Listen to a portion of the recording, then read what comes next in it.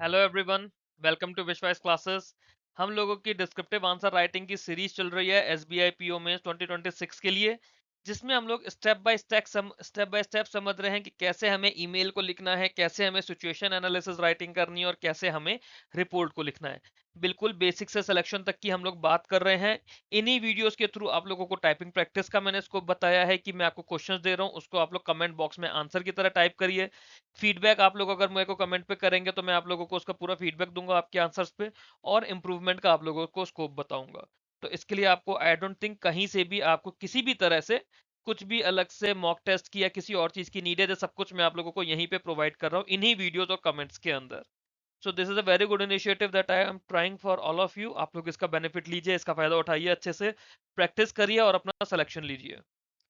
पिछले वीडियो के एंड में मैंने आप लोगों को 3 क्वेश्चंस प्रैक्टिस करने के लिए दिए थे। At the compliance officer of your branch, write an email to all branch employees reminding them about the importance of timely KYC updation and adherence to regulatory guidelines.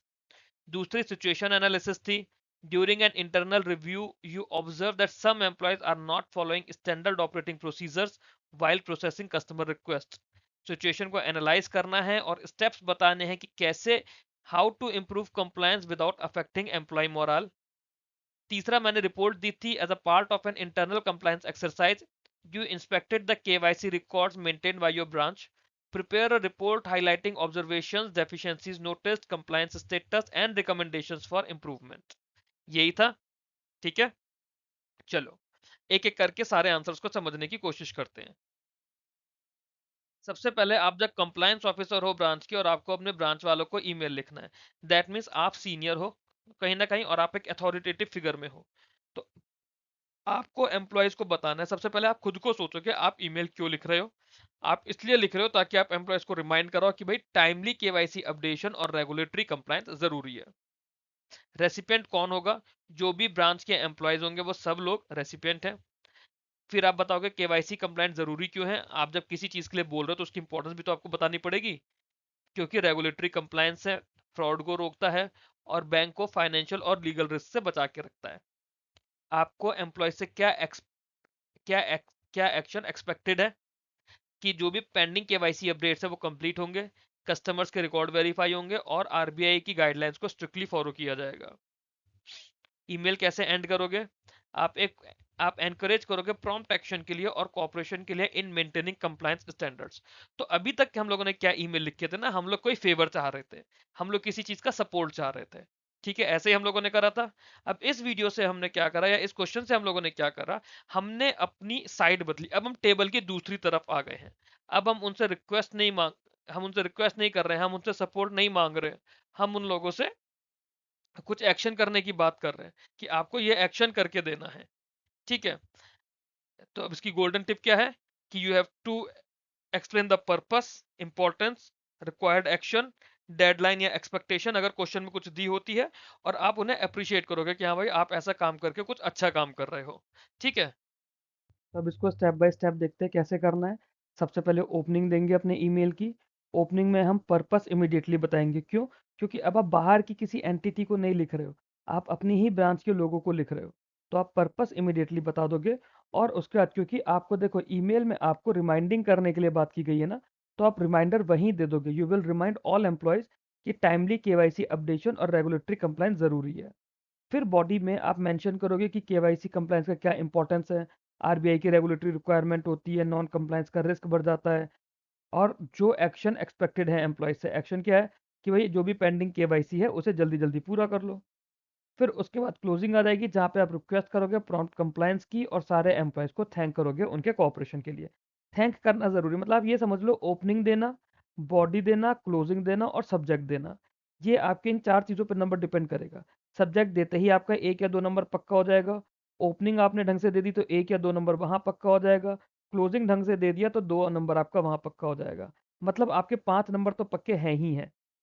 अब अगर आपने बॉडी में बहुत अच्छा लिख दिया तो 3 नंबर आएंगे, बहुत अच्छा नहीं लिख पाए तो मे बी 1.5 या 2 नंबर मिलेगा। तो आपके नंबर मिनिमम 5 हैंगे ही हैंगे, होंगे ही होंगे इसमें, और उसके बाद आपके 7 से 8 नंबर तक आराम से आ सकते हैं, और बहुत अच्छा रहा तो मे बी 9 नंबर भी मिल जाए। तो अब आप लोगों का यहाँ पर हम ईमेल देखते हैं।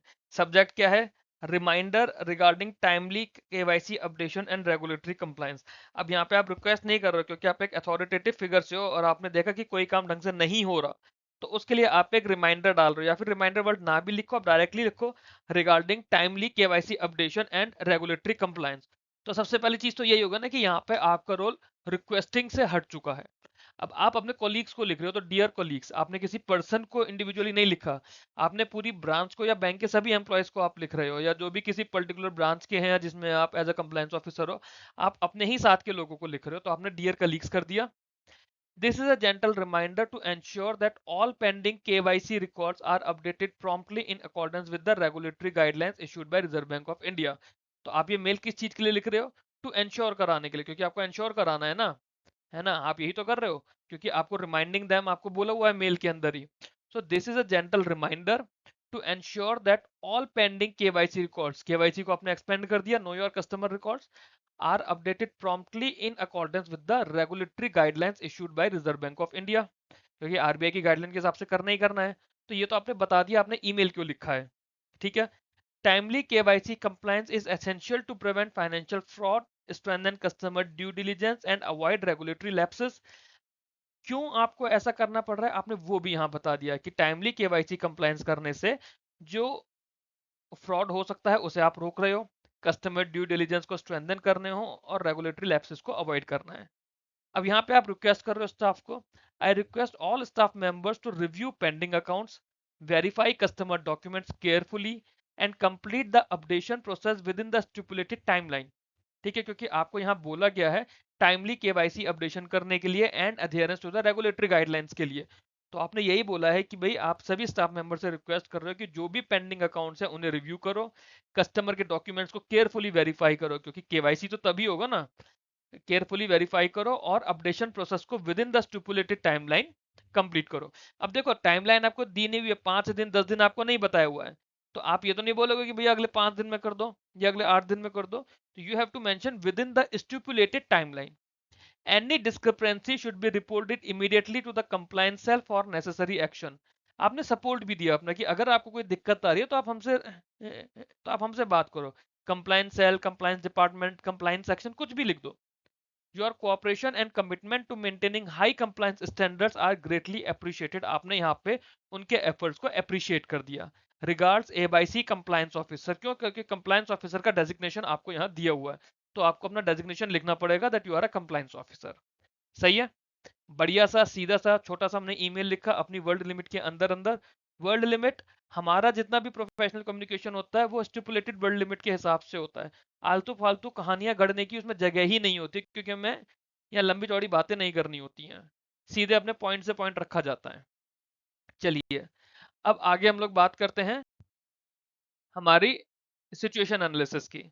तो एक इंटरनल रिव्यू के टाइम में आपने ऑब्जर्व किया कि कुछ एम्प्लॉयज ऐसे हैं जो कि एसओपी को फॉलो नहीं कर रहे हैं। जो भी आपकी ब्रांच का स्टैंडर्ड ऑपरेटिंग प्रोसीजर है व्हाइल प्रोसेसिंग कस्टमर रिक्वेस्ट, उसको फॉलो नहीं किया जा रहा। अब आपको सिचुएशन को एनालाइज करना है और स्टेप्स सजेस्ट करने हैं to improve the compliances. Compliances as in कि एसओपी को फॉलो किया जाए विदाउट अफेक्टिंग एम्प्लॉय मोरल, है ना। ये भी आपको नहीं करना है कि एम्प्लॉय बुरा मान के बैठ जाए। तो अब आप एक ब्रांच ऑफिसर की तरह सोचो कि मेन इशू क्या है। मेन इशू ये है कि एम्प्लॉय काम तो कर रहे हैं बट स्टैंडर्ड ऑपरेटिंग प्रोसीजर्स को बाईपास कर रहे हैं। तो ऐसा नहीं कि काम नहीं कर रहे, काम कर रहे हैं, बट बाई आज सेट ऑफ रूल्स को बाईपास करते हो ना, तो आप ऑपरेशनल और कंप्लायंस के लिए रिस्क इनवाइट कर लेते हो। आपसे गलतियां हो सकती हैं। जब एसओपी कोई बना है वो इसीलिए बना है ताकि आपसे कोई गलतियां ना हो। अब आप जब उसे ही बाईपास कर दोगे तो आपके पास गलतियों के ऑप्शंस या गलतियों का स्कोप बढ़ जाता है। ये हो क्यों रहा है? मे बी वर्क प्रेशर की वजह से, लैक ऑफ अवेयरनेस की वजह से, ओवर कॉन्फिडेंस की वजह से, या इनएडुकेट सुपरविजन की वजह से। अब देखो ऐसा तो नहीं कि लोग काम चोर है, क्योंकि काम कर रहे हैं, काम गलत ढंग से कर रहे हैं या फिर काम सही ढंग से नहीं कर रहे हैं। तो ऐसा इसलिए कि भैया या तो हो सकता है वर्क प्रेशर इतना है कि जल्दी जल्दी काम करना है, लैक ऑफ अवेयरनेस हो सकता है उन्हें पता ही नहीं कि कोई एसओपी है, ओवर कॉन्फिडेंस हो सकता है कि हाँ हम तो कर लेंगे कोई दिक्कत नहीं, हमसे कोई गलती नहीं हो रही, या इनएडिक्वेट सुपरविजन की कौन ही देख रहा है यार, जल्दी जल्दी निपटाओ। यही 3-4 चीजें हो सकती हैं। बट इससे प्रॉब्लम क्या है, ये कौन से रिस्क करेगा? एरर्स हो सकते हैं, फ्रॉड हो सकता है, कस्टमर कंप्लेंट्स आ सकती हैं, ऑडिट में ऑब्जर्वेशन आ सकती है, या फिर रेगुलेटरी पेनल्टीज लग सकती हैं। ये वो सब चीजें हैं जो आप लोग कहीं ना कहीं न्यूज में पढ़ते रहते हो कि जैसे रेगुलेटरी पेनल्टीज आरबीआई कई बार लगाता है। How can the issue be corrected? अब आप इशू को कैसे करेक्ट कर सकते हो? देखो, आपने अभी तक शुरू के 3 पॉइंट में ये तो सोच लिया कि इशू क्या है, क्यों हो रहा है और उससे क्या रिस्क हो सकता है। बट अब अगर ये पता चल गया तो इसे हमें ठीक भी तो करना है। ठीक करने के लिए आप ट्रेनिंग करा सकते हो, एसओपीज रीइंफोर्स करा सकते हो, कंस्ट्रक्टिव फीडबैक दे सकते हो एम्प्लॉयज को, और सुपरविजन स्ट्रेंथन कर सकते हो। बट ये सब करते हुए आपको ये करना है कि एम्प्लॉय का मॉरल भी मेंटेन रहे। तो यहाँ पे आप क्रिटिसाइज ना करके गाइडेंस एंड सपोर्ट पे फोकस करोगे, इंप्रूवमेंट्स को अप्रिशिएट करोगे और टीम वर्क को एनकरेज करोगे। मतलब आपको प्रोसेस को करेक्ट करना है, पर्सन को करेक्ट नहीं करना। You have to correct the process. आपको एक लर्निंग का कल्चर डेवलप करना है, अकाउंटेबिलिटी का कल्चर बनाना है, और कॉन्टिन्यूस इंप्रूवमेंट आपको उसकी नींव रखने की कॉन्टिन्यूस इंप्रूवमेंट हमें जरूरी है। सही है ना? कुछ इसी तरह से हम लोग करेंगे। तो इसका स्टेप बाय स्टेप कंस्ट्रक्शन देखते हैं। हमने क्या किया, हमने इंटरनल रिव्यू किया और हमने देखा कि जो कुछ लोग हैं वो एसओपी को फॉलो नहीं कर रहे। अब आपको सिचुएशन एनालाइज करनी है। आपने क्या करा, सबसे पहले आपने प्रॉब्लम देखी। प्रॉब्लम क्या था कि आपने कंप्लायंस इशू को देखा। अब आप इसकी एनालिसिस करोगे। एनालिसिस में आप देख रहे हो कि क्यों कुछ एम्प्लॉयज एसओपी को बाईपास कर रहे हैं। कुछ भी हो सकता है, वर्क प्रेशर हो सकता है, जल्दबाजी हो सकती है, ओवर कॉन्फिडेंस हो सकता है, हु केयर्स वाला एटीट्यूड हो सकता है। फिर सॉल्यूशन दोगे। सॉल्यूशन में इसमें कभी एम्प्लॉय का मोरल नहीं गिराना, क्योंकि आपको क्वेश्चन में दिया हुआ है। तो आप कंस्ट्रक्टिव डिस्कशंस करोगे, आप ट्रेनिंग की बात करोगे, आप बोलोगे बेटर सुपरविजन कर सकते हैं, पॉजिटिव री कर सकते हैं और कंप्लायंस का रेगुलर मॉनिटरिंग कर सकते हैं। आउटकम क्या है? आउटकम में आप बताओगे कि कैसे मेजर्स के थ्रू, जो भी मेजर्स आपने यहाँ सॉल्यूशन दिए, उसके थ्रू कैसे हमारा कंप्लायंस इंप्रूव हो गया while maintaining employee confidence and teamwork. तो चलो इसको देखते हैं हमने क्या लिखा है इसमें। हमने इसमें लिखा है, failure to follow SOP can lead to operational errors, compliance issues and customer dissatisfaction. ठीक है, यही है ना? कि अगर एसओपी को हम फेल करते हैं तो ऑपरेशनल एरर्स आ सकते हैं, कंप्लायंस इश्यूज आ सकते हैं, कस्टमर को साथ कुछ प्रॉब्लम हो तो डिससेटिस्फेक्शन हो सकता है। अगर ऐसे लैप्स हुए, it may occur due to work pressure, insufficient awareness और कंप्लेंसी। ठीक है, कॉम्प्लेसेंसी। अब इस इश्यू को एड्रेस करने के लिए सबसे पहले आप क्या करोगे, आप उन एरियाज को आइडेंटिफाई करोगे जहां पे एसओपी फॉलो नहीं हो रहा, और उन्हें कंसर्न एम्प्लॉयज के साथ कंस्ट्रक्टिव मैनर में डिस्कस करोगे। ये नहीं बोलोगे यार तुम काम नहीं कर रहे, ये बोलोगे यार ये काम हो नहीं पा रहा है, इसके लिए क्या और किया जा सकता है कि सब लोग सही से काम करें। कुछ इस तरह से आप सोचोगे ना, कंस्ट्रक्टिव मैनर में आप डिस्कस करोगे। क्योंकि यहाँ पे ये देखो क्या बोला, यहाँ पे आपको एनालाइज करके स्टेप सजेस्ट करने, तो फिर आई वुड फर्स्ट आइडेंटिफाई ही होगा। रिफ्रेशर ट्रेनिंग सेशंस लगाए जा सकते हैं, रेगुलर अपडेट्स रखी जा सकती हैं ऑन रेगुलर गाइडलाइंस, है ना? Refresher training sessions and regular updates on regulatory guidelines should be organised to reinforce the importance of compliance. लोगों के अंदर समझाना भी तो पड़ेगा भाई क्यों जरूरी है, आपको क्यों करना, तो उसके लिए आप ट्रेनिंग सेशंस रख सकते हो, अपडेट्स, है ना, रेगुलर अपडेट कर सकते हो रेगुलेटरी गाइडलाइंस पे। फिर उसके लिए periodic monitoring and supervisory checks can help ensure adherence to procedures. और आप ये एंश्योर कर सकते हो कि फिर उसके लिए पीरियोडिक मॉनिटरिंग होती रहे, सुपरवाइजरी चेक होते रहे, ताकि प्रोसीजर्स के साथ जो भी अडॉप्शन है या जो भी उसका एडहेरेंस है रेगुलेटरी गाइडलाइंस का, वो एक तरह से देखा रखा जा पाए ना, कि उसको ना एक तरह से चेक में रहेगा वो। At the same times employee जो डेमोन्स्ट्रेट कर रहे हैं गुड कंप्लायंस प्रैक्टिसेस, उन्हें रिकॉग्नाइज करो to encourage the positive behaviour. अब वो कैसे होगा? आप जैसे normally employee of the week, employee of the month, या फिर आप नोटिस बोर्ड पे लगाओ कि इस एम्प्लॉय ने इतना अच्छा काम करा है, इस तरह का कुछ स्टार एम्प्लॉय करके बहुत सी जगह रखा होता है। आप रेस्टोरेंट्स वगैरह में देखते हो या सेल्स वगैरह के ऑफिस में, तो ऐसा बहुत सी जगह होता है। A supportive approach that combines guidance, training, and recognition will strengthen compliance while maintaining employee confidence and morale. ठीक है, कुछ इस तरह से ये सिचुएशन को लिखा गया है। चलिए अगली रिपोर्ट की बात करते हैं। रिपोर्ट क्या थी? रिपोर्ट ये थी कि आपने कंप्लायंस एक्सरसाइज में केवाईसी रिकॉर्ड्स को देखा जो कि ब्रांच ने रखे हुए हैं। तो आपको एक रिपोर्ट बनानी है highlighting observations, deficiencies, compliance status and recommendations for improvement. देखो अब आप लोग कहीं पर भी अगर ये सोचो कि आप लोग सोच ही नहीं पाओगे क्या क्या लिखना है क्या क्या नहीं लिखना है, तो उसी चीज के लिए मैं ये वीडियो बना रहा हूँ कि आप लोग देख के समझ पाओ कि अगर केवाईसी रिकॉर्ड से रिलेटेड आपके पास एग्जाम में कुछ क्वेश्चन आते हैं तो उसमें क्या क्या चीजें देखनी होती है, क्या क्या चीजें सोचनी होती हैं। तो सबसे पहले आप ये सोचोगे कि इंस्पेक्शन कंडक्ट क्यों किया गया है। फिर देखोगे कि आपने क्या एग्जामिन किया। फिर कौन सी डेफिशिएंसीज हैं जो मिली होंगी। कंप्लायंस कैसे इवेल्युएट किया जाएगा और उसकी रिकमेंडेशन क्या दी जाएगी।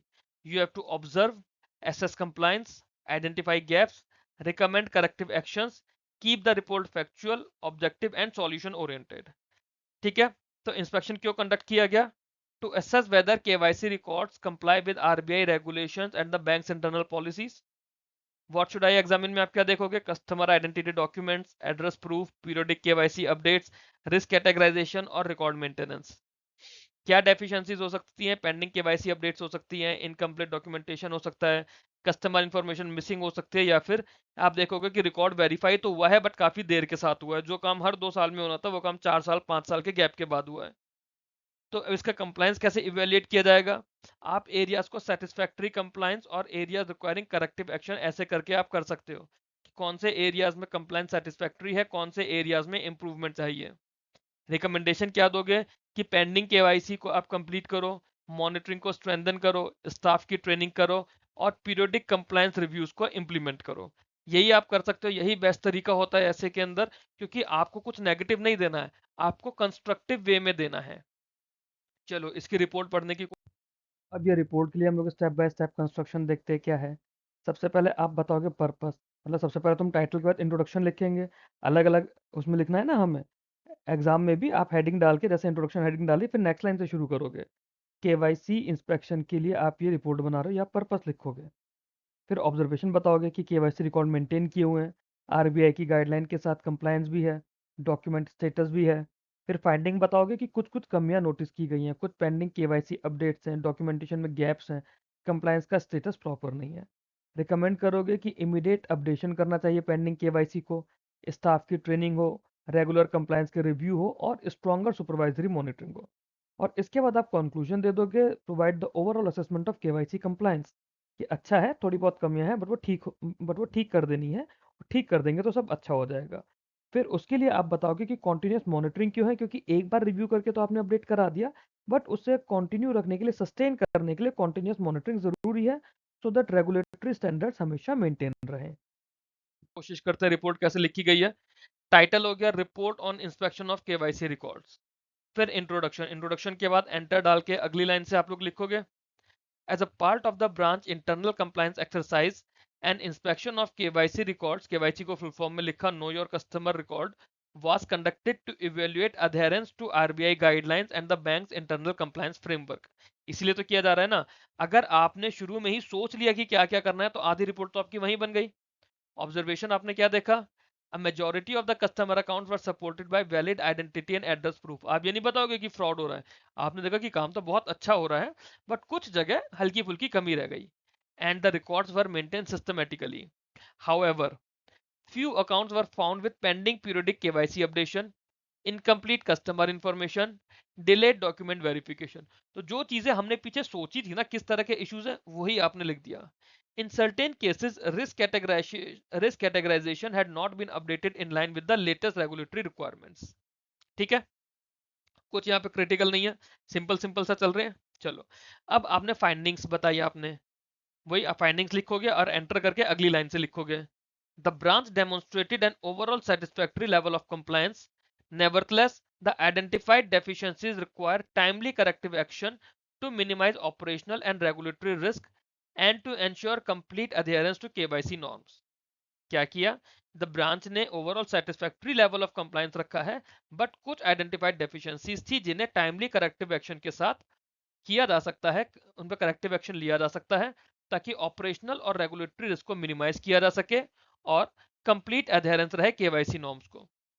रिकमेंडेशन आप क्या दोगे? रिकमेंडेशन लिख के एंटर करोगे, periodic KYC record should be updated immediately through customer outreach, regular compliance reviews, automated alerts for due KYC updates, and periodic staff training on regulatory guidelines should be implemented। आप कुछ negative नहीं दोगे, आप यही recommendation दोगे कि भाई जो पेंडिंग काम है उसे करो, स्टाफ की ट्रेनिंग करो। अब एसएमएस वगैरह तो आते ही रहते हैं, आप लोगों के पास भी अलग अलग तरह के एसएमएस आते हैं, तो रेगुलर कंप्लायंस रिव्यू हो और ऑटोमेटेड अलर्ट्स जाए केवाईसी अपडेट्स के लिए। सुपरवाइजरी मॉनिटरिंग में also be strengthen to ensure sustain compliance. फिर आप कंक्लूजन दे दोगे, कंक्लूजन आपको अच्छा ही देना होता है। Overall the branch maintains a satisfactory compliance culture, addressing the identified gaps promptly will further strengthen regulatory compliance, improve risk management, and enhances the quantity, and enhance the quality of customer record maintenance। सही है, ये conclusion हो गया, ये आपकी report complete हो गई। ये आप लोगों का इस वीडियो का टास्क है। Write an email to the CEO suggesting measures to strengthen cyber security awareness among bank employees keeping your identity confidential. ठीक है, सीईओ को आप cyber security awareness among the bank employees के लिए मेजर सजेस्ट करोगे, but अपनी identity confidential रखनी है। सिचुएशन एनालिसिस है, you observe that some customer in your branch are facing repeated issues with mobile banking app during festival season. Situation को analyse करो from a bank employees perspective और उसके solutions बताओ। Report writing है, your bank conducted a survey on the adoption of mobile banking among senior citizens. Prepare a report highlighting the findings, challenges and suggestions. ये आप लोग मेरे को comment box में इनके आंसर्स देंगे, मैं इनके आंसर्स आप लोगों को नेक्स्ट वीडियो में कराऊंगा। ठीक है, कमेंट बॉक्स में आप लोग आंसर्स दीजिए, जो आप लोगों के आंसर्स का फीडबैक है मैं वही कमेंट में आप लोगों के साथ शेयर करूंगा। That's all in this video. Video आप लोगों को अच्छा लगा हो तो ये वीडियो को लाइक करिए, सब्सक्राइब कीजिए और बेल आइकन प्रेस करके रखिए। अगर आप लोगों को लगता है कि कंटेंट अच्छा है, आपके बाकी बैचमेट्स, बाकी क्लासमेट्स या जो भी आप लोगों के बाकी फ्रेंड्स है बैंकिंग की तैयारी कर रहे हैं, उन लोगों के साथ वीडियो शेयर करिए, सो दैट वो लोग भी इस इनिशिएटिव का बेनिफिट ले पाए। ये मेरा टेलीग्राम का चैनल है बैंकिंग इंश्योरेंस एग्जाम्स, और ये मेन विश्वास क्लासेस का चैनल है, इन्हें आप लोग ज्वाइन कर लीजिए अगर अब तक ज्वाइन नहीं करा है तो। Thanks for watching this video, keep learning, keep growing.